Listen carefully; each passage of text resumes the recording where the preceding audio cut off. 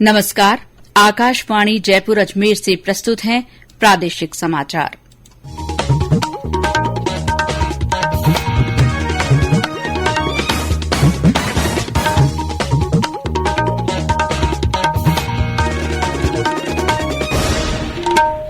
मुख्य समाचार। प्रधानमंत्री नरेंद्र मोदी ने फसलों की 35 किस्में राष्ट्र को समर्पित की। कहा, इनसे कुपोषण की समस्या के उन्मूलन और फसलों को संरक्षित करने में मदद मिलेगी।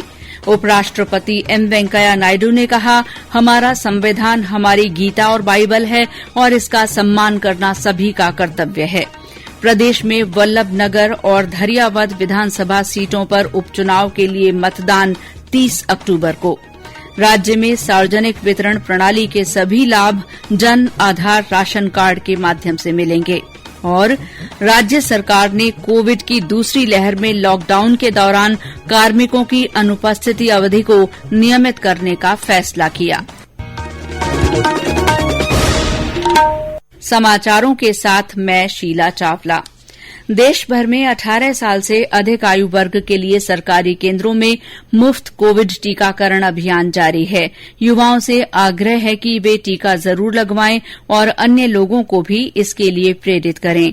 जब तक आवश्यक न हो, घर से बाहर न निकलें और सुरक्षा के 3 सरल उपायों का पालन करें। मास्क लगाएं, 2 गज की सुरक्षित दूरी बनाए रखें, हाथ और चेहरा साफ रखें। और अब समाचार विस्तार से। प्रधानमंत्री नरेंद्र मोदी ने कृषि को उद्योग के रूप में नहीं बल्कि इसे एक अवसर के रूप में विकसित करने पर बल दिया है। उन्होंने आज वीडियो कॉन्फ्रेंस के माध्यम से विशेष गुणों वाली फसलों की 35 किस्मों को राष्ट्र को समर्पित किया।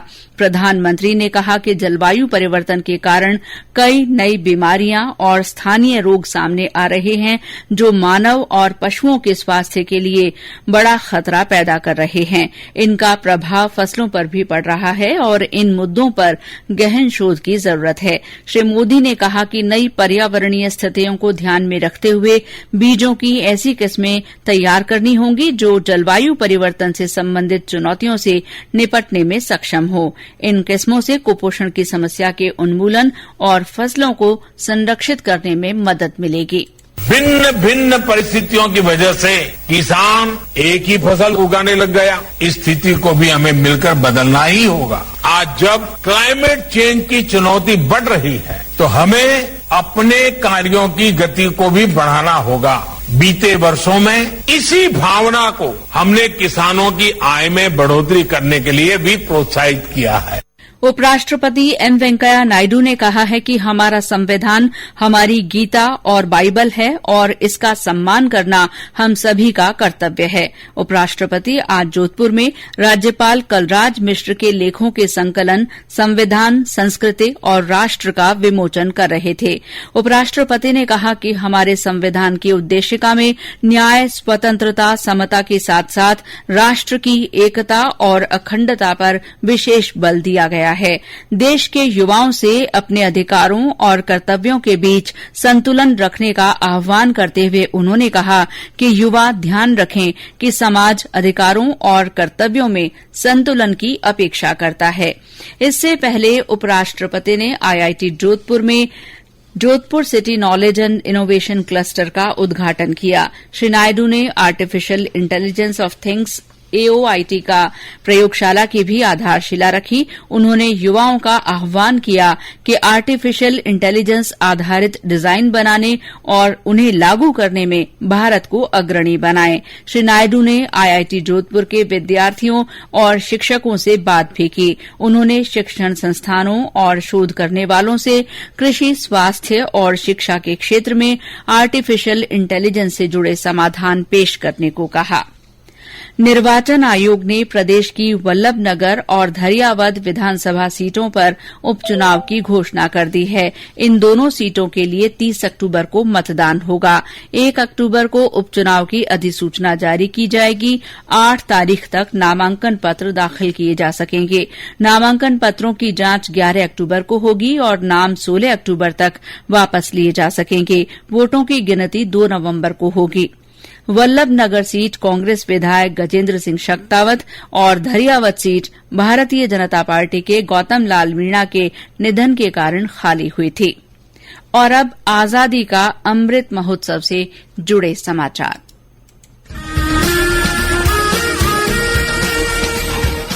आजादी का अमृत महोत्सव।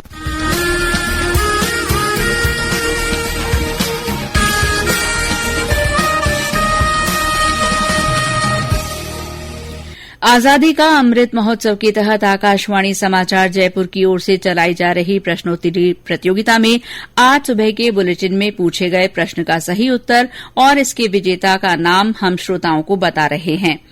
आज का प्रश्न था, आजादी की लड़ाई में भाग लेने वाले प्रदेश के उस सपूत का नाम बताइए जिन्होंने रूस की लाल सेना में भर्ती होकर क्रांति की शिक्षा ली और बाद में मिस्र और काहिरा में रहकर भारतीय समाचार पत्रों का प्रतिनिधित्व किया। इसका सही जवाब है शौकत उस्मानी। और सबसे पहले सही जवाब भेजने वाली हमारी श्रोता हैं अजमेर जिले की आभा कुमावत। आइए अब कुछ और जानकारी स्वतंत्रता सेनानी शौकत उस्मानी के बारे में। शौकत उस्मानी का जन्म 21 दिसंबर 1901 में बीकानेर के उस्ता परिवार में हुआ। उन्होंने रूस की लाल सेना में भर्ती होकर क्रांति की शिक्षा प्राप्त की। इसके बाद उन्होंने इंग्लैंड में रहकर विभिन्न विषयों पर पुस्तकों का प्रकाशन किया। वे मिस्र और काहिरा में भी रहे और वहां भारतीय समाचार पत्रों का प्रतिनिधित्व किया। वे रूस की यात्रा के लिए अफगानिस्तान गए, जहां उन्हें नजरबंद कर दिया गया। रिहाई के बाद वे ताशकंद पहुंचे। उसी समय ताशकंद में भारतीय सैनिक विद्यालय की स्थापना की गई। सन 1921 में उन्हें मॉस्को में सैनिक प्रशिक्षण के लिए चुना गया। उन पर पेशावर षड्यंत्र केस, कानपुर षड्यंत्र केस और मेरठ षड्यंत्र केस चले और उन्हें अपने जीवन में लगभग 15 वर्ष कारावास में गुजारने पड़े। शौकत उस्मानी के भारतीय क्रांतिकारियों भगत सिंह, चंद्रशेखर और बटुकेश्वर दत्त के साथ गहरे संबंध थे। श्री उस्मानी का 26 फरवरी 1978 को निधन हो गया। समाचार कक्ष से मैं रितिका गुप्ता। प्रश्नोत्तरी प्रतियोगिता के अगले प्रश्न के लिए सुनना न भूलें हमारा शुक्रवार सुबह 9 बजे का बुलेटिन। श्रोता अपने जवाब, अपने नाम और पूरे पते के साथ हमारे व्हाट्सएप नंबर 9414052368 पर भेज सकते हैं। ये समाचार आकाशवाणी जयपुर अजमेर से प्रसारित किए जा रहे हैं। समाचारों में आगे बढ़ने से पहले ये संदेश।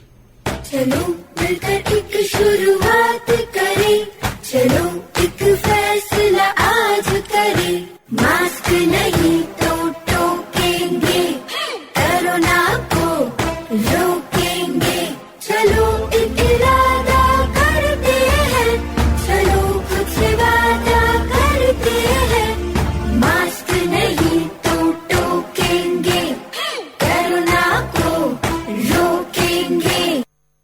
समाचारों में आपका फिर स्वागत है। प्रदेश में अब सार्वजनिक वितरण प्रणाली के सभी लाभ जन आधार राशन कार्ड के माध्यम से दिए जाएंगे।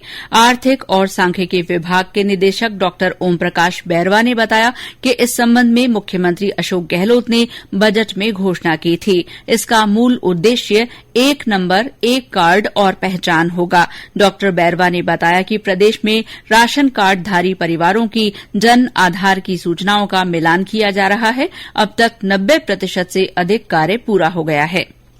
देश में अब तक 87 करोड़ 7 लाख से अधिक कोविड टीके लगाए जा चुके हैं। स्वास्थ्य मंत्रालय ने बताया कि कल 1 करोड़ 2 लाख 22 हजार से अधिक टीके लगाए गए। इस बीच देश में दैनिक रूप से रिपोर्ट होने वाले नए कोविड मामलों की संख्या आज घटकर 18,000 रह गई।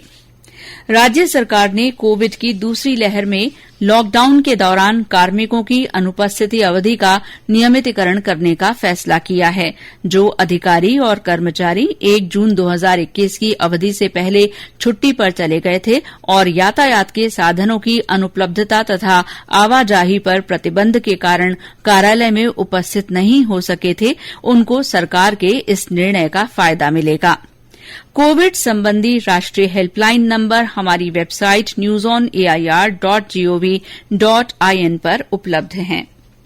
उपराष्ट्रपति एम वेंकैया नायडू ने महान क्रांतिकारी शहीद भगत सिंह को उनकी जयंती पर श्रद्धांजलि दी है। श्री नायडू ने एक ट्वीट में कहा कि भगत सिंह महान देशभक्त और राष्ट्रवादी थे। राष्ट्र उनके अविस्मरणीय बलिदान के प्रति हमेशा कृतज्ञ रहेगा। प्रधानमंत्री नरेंद्र मोदी ने भी शहीद भगत सिंह को उनकी जयंती पर नमन किया है। ट्वीट संदेश में श्री मोदी ने कहा कि उनके बलिदान ने अनगिनत लोगों में देशभक्ति का संचार किया। प्रदेश में शहीद आजम भगत सिंह की जयंती पर कई कार्यक्रम हुए। हिंडौन में युवाओं ने मोटरसाइकिल रैली निकाली। इस दौरान भगत सिंह अमर रहे के नारे लगाए गए। सवाई माधोपुर और भरतपुर में पुष्पांजलि कार्यक्रम आयोजित किए गए। राज्य स्तरीय पीटीईटी परीक्षा परिणाम आज जारी कर दिया गया है।